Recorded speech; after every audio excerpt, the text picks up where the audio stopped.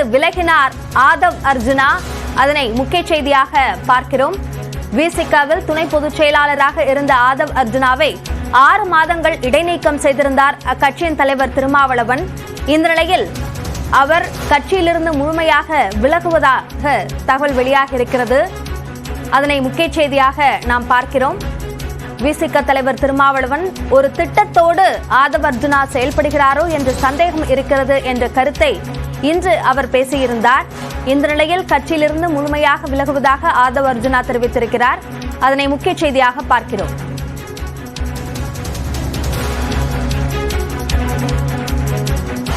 கூடுதல் விவரங்களை நம்முடைய செய்தியாளர் செல்வகுமாரிடம் கேட்கலாம். செல்வகுமார், ஆதவ் அர்ஜுனா விலகல் கடிதம் கொடுக்கப்பட்டிருக்கா விசிகாவிடம்? எந்த முறையில் இந்த அறிவிப்போ அல்லது இந்த தகவலோ வெளியாகி இருக்கிறது? விடுதலை சிறுத்தைகள் கட்சியில் இருந்து நிரந்தரமாக விலகிக் கொள்கிறேன் என்ற முடிவை கனத்த இதயத்தோடு பதிவு செய்கிறேன் என்று அவர் தன்னுடைய எக்ஸ் தள பக்கத்தில் பதிவிட்டிருக்கிறார் ஆதவ் அர்ஜுனா.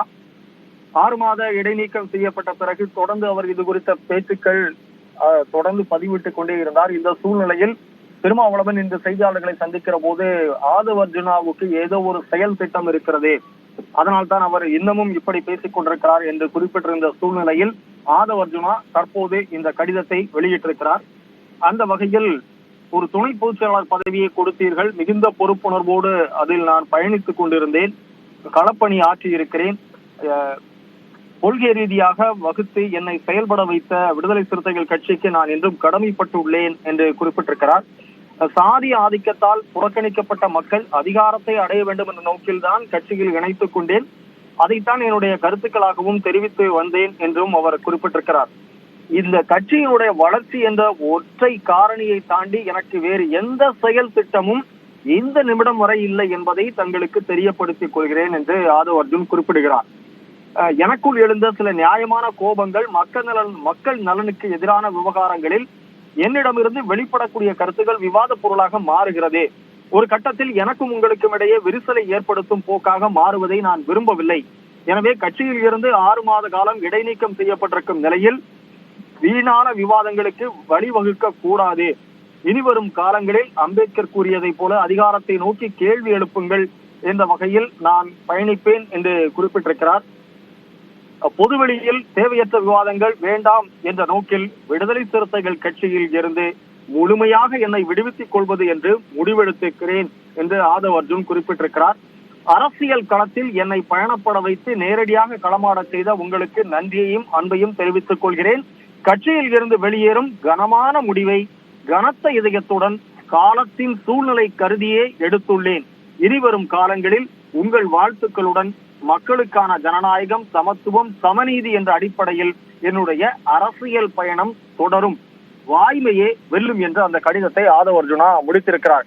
எனவே ஒரு அரசியல் பயணம் தொடரும் என்று அவர் கடைசி வரியில் குறிப்பிட்டிருப்பதால் நிச்சயமாக அவர் வேறு பாதையில் அரசியலில் மற்றொரு கட்சியோடு பயணித்து செல்வதற்கான திட்டவட்டமான முடிவை எடுத்திருக்கிறார் என்று நாம் எடுத்துக்கொள்ளலாம். அபிநயா, 6 மாதங்கள் அவர் இடைநீக்கம் செய்யப்பட்ட போதே வேறு கட்சிக்கு அவர் மாறுவதற்கான வாய்ப்பு இருக்கிறது என்ற செய்திகள் வெளியாகின. அது சார்ந்த ஏதேனும் மறைமுக செய்தியை அவர் தன்னுடைய அறிக்கை மூலமாக குறிப்பிட்டிருப்பதை பார்க்க முடிகிறதா? அறிக்கையில் அவர் எதையும் குறிப்பிடவில்லை. ஆனால் அவர் திருமாவளவன் சொல்லுகிற போதே ஏதோ ஒரு செயல் திட்டத்தோடு ஆதவ் அர்ஜுனா செயல்படுகிறார், அதனால் தான் தொடர்ந்து இது போன்ற கருத்துக்களை மீண்டும் மீண்டும் பதிவு செய்கிறார் என்று குறிப்பிட்டிருக்கிறார். எனவே திருமாவளவன் அப்படி பார்க்கிறார். இன்னொரு பக்கம் அரசியல் பயணம் தொடரும் என்ற ஒரு புள்ளியை அவர் வைத்திருப்பதன் காரணமாக விடுதலை சிறுத்தைகளோடு இந்த அரசியல் பயணத்திற்கு ஒரு முற்றுப்புள்ளி வைக்கவில்லை, இது ஒரு கமாவாக தொடரும் என்று ஆதவ் அர்ஜுன் ஒரு மறைமுகமாக குறிப்பிட்டிருக்கிறார். ஆனால் எந்த கட்சி என்பது அவர் இன்னமும் வெளிப்படையாக தெரிவிக்கவில்லை. சில கட்சிகளோடு தொடர்ந்து பேச்சுவார்த்தையில் ஈடுபட்டு வருவதாக கூறப்படுகிறது. எனவே கட்சியில் இருந்து முழுமையாக தன்னை அவர்களாக நீக்குவதற்கு முன்னதாகவே தானாகவே வெளியேறி விடுவதுதான் உகந்ததாக இருக்கும் என்ற வகையில் தான் இந்த முடிவை அவர் எடுத்திருப்பார் என்று தெரிகிறது. அபிநயா, எக்ஸ் தளத்தில் இந்த அறிக்கையை அவர் வெளியிட்டிருக்கிறார். ஒரு கடிதம் போன்று அந்த பதிவையும் அவர் இட்டிருப்பதை பார்க்க முடிகிறது. நேரடியாக இது சார்ந்த தகவலையோ அல்லது நேரில் சந்திப்பு என்பது நிகழ்ந்து அதற்கு பிறகு இந்த கடிதத்தை அவர் கொடுப்பதற்கான அல்லது கொடுத்ததற்கான தகவல் ஏதேனும் இருக்கா செல்வகுமார்? இதுவரையில் அந்த அம்பேத்கர் நூல் வெளியீட்டு விழாவுக்கு பின்னர் ஆதவ் அர்ஜுனா திருமாவளவன் அவர்களை நேரில் சந்திக்கவில்லை. இனி சந்திப்பதற்கான வாய்ப்பு மிக குறைவு. எனவே நேரடியாக சந்தித்து இந்த விலகல் கடிதத்தை அளிப்பதற்கு முன்னதாக எக்ஸ்தல பதிவில் தன்னுடைய பக்கத்தில் அவர் பதிவிட்டிருக்கிறார். கடிதம் அஞ்சல் மூலமாக, விரைவஞ்சல் மூலமாக அனுப்பப்பட்டிருக்கலாம். அது குறித்த செய்திகள் வெளியாகவில்லை. இந்த செய்தி மாலை நேரத்திலேயே திருமாவளவன் அவர்களுக்கு தெரிய வந்திருக்கும் என்றும் சொல்லப்படுகிறது. எனவே இதற்கு விசிக தரப்பில் இருந்து எதிர்வினை பெரிய அளவில் இருக்காது என்றுதான் நாம் எடுத்துக்கொள்ள வேண்டும். எனவே ஒரு நேரடி சந்திப்பு இனிமேல் இருவருக்கும் இடையில் இருக்காது. ஆனால் உங்களுடைய வாழ்த்துக்களோடு என்னுடைய அரசியல் பயணம் தொடரும் என்று ஆதவ் அர்ஜுனா குறிப்பிட்டிருக்கிறார். அபிநயா செல்வகுமார், இது தொடர்பாக விடுதலை சிறுத்தைகள் கட்சி இந்த முடிவை எப்படி பார்க்கும்? விடுதலை சிறுத்தைகளை பொறுத்த மட்டில் திருமாவளவனுக்கு பல்வேறு நெருக்கடிகள், உள்கட்சியிலேயே சட்டமன்ற உறுப்பினர்கள், நாடாளுமன்ற உறுப்பினர் அனைவருமே, உயர் நிர்வாகிகள் பலருமே ஆரம்பத்தில் இருந்தே ஆதவ் அர்ஜுனுக்கு துணை பொதுச் செயலாளர் பதவி கொடுக்கப்பட்டதில் யாருக்கும் விருப்பமில்லை. வந்தவுடனேயே இவ்வளவு பெரிய பொறுப்பை நீங்கள் ஏன் கொடுக்க வேண்டும் என்று சிலர் கேள்வி எழுப்பினார்கள். சிலர் வெளியில் இருந்து பேசத் தொடங்கினார்கள். ஆதவ் அர்ஜுனாவுக்கு எதிராக பொதுவெளிகளில், சமூக வலைதளங்களில் பல பதிவுகளை வெளியிட்டார்கள். அதன் பிறகு அவர் திருமாவளவனுக்கு மிக நெருக்கமானார்.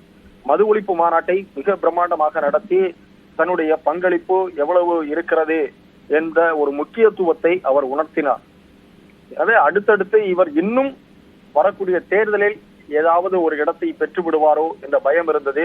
தங்களுக்கான முக்கியத்துவத்தை தாண்டி ஆதவ் அர்ஜுனாவை கேட்டு திருமாவளவன் சில முடிவுகளை எடுக்க தொடங்கி இருக்கிறார் என்ற செய்திகளும் பரவத் தொடங்கியதால் உட்கட்சி நிர்வாகிகளுடைய நெருக்கடிக்கு அவர் திருமாவளவன் தள்ளப்பட்டார். அந்த அடிப்படையில் தான் இந்த முடிவை அவர் எடுத்திருப்பதாகவும் சொல்லப்படுகிறது. எனவே இதில் பெரிய ஒரு அதிர்வலைகள் இருக்க வாய்ப்பில்லை, எதிர்வினைகள் வருவதற்கான வாய்ப்பில்லை. விசிகாவை பொறுத்த மட்டில் நிர்வாகிகள் இதை மகிழ்ச்சியாகத்தான் எடுத்துக்கொள்வார்கள் என்று நாம் கருதலாம். அபிநயா, திருமாவளவனை பொறுத்த வரைக்கும் ஏற்கனவே இது போன்ற சர்ச்சை பேச்சுகளை அவர் பேச தொடங்கிய காலத்திலிருந்தே அதற்கான எதிர்வினையை திமுக ஆற்றி வந்தது. அப்போதே நடவடிக்கை எடுக்கப்படும் என்ற எதிர்பார்ப்பு இருந்த நிலையில் திருமாவளவனுடைய இந்த 6 மாத இடைநீக்க முடிவு என்பது தாமதமான ஒரு முடிவு என்ற ஒரு விமர்சனமும் கூட முன்வைக்கப்பட்டது. அதற்கு நீங்கள் குறிப்பிட்ட அந்த நெருக்கம் காரணமாக இருக்கலாம் என்ற தகவல்களும் அல்லது விமர்சனங்களும் முன்வைக்கப்பட்டிருந்தன. தற்போது இந்த முடிவை அவர் எப்படி பார்க்க வாய்ப்புள்ளது? முதல் முறை அவர் திமுகவுக்கு எதிராக ஒரு ஆட்சி அதிகாரத்தில் பங்கு என்று கேட்டபோது பல விமர்சனங்கள் எழுந்தன, பல நெருக்கடிகள் வந்தன. அப்போது அவர் மீது நடவடிக்கை எடுக்கப்படும் என்று திருமாவளவன் அறிவித்தார். செல்வகுமார், நாம் தொடர்ந்து பேசலாம். தற்போது மூத்த பத்திரிகையாளர் திரு தராசு ஷாம் இணைப்பில் இருக்கிறார், அவரோடு பேசலாம். வணக்கம் சார். திரு ஆதவ் அர்ஜுனா கட்சியிலிருந்து விலகுவதாக சமூக வலைதளத்தில் பதிவிட்டிருக்கிறார். இந்த முடிவை நீங்க எப்படி பாக்குறீங்க?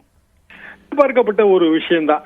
காரணம் 6 மாதம் சஸ்பென்ஷன் என்பது அரசியல்வாதிக்கு பொருந்தி வராது. 6 மாதம் அரசியலே செய்யாமல் அமைதியாக இருக்க முடியாதல்ல எந்த அரசியல்வாதியாக இருந்தாலும்.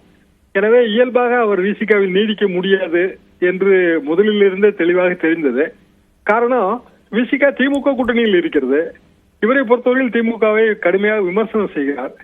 எனவே அது நீடிக்க இயலாத ஒரு உறவு என்றுதான் நான் புரிந்து கொண்டேன். எது இவரை பொறுத்தவரையில் இவர் எடுத்திருக்கிற முடிவு சரிதான், அதை குறை சொல்ல முடியாது. ஆனால் விசிகாவில் வகித்த அந்த துணை பொதுச் செயலாளர் என்கிற பதவி அவருக்கு வேறு எந்த கட்சியிலும் கிடைக்காது. அது அவருடைய இக்கட்டான ஒரு சூழல். இன்னும் சொல்ல போனால் அவர் ஒரு பொலிட்டிக்கல் கிராஸ் ரோட்ஸில் இருக்கிறார்.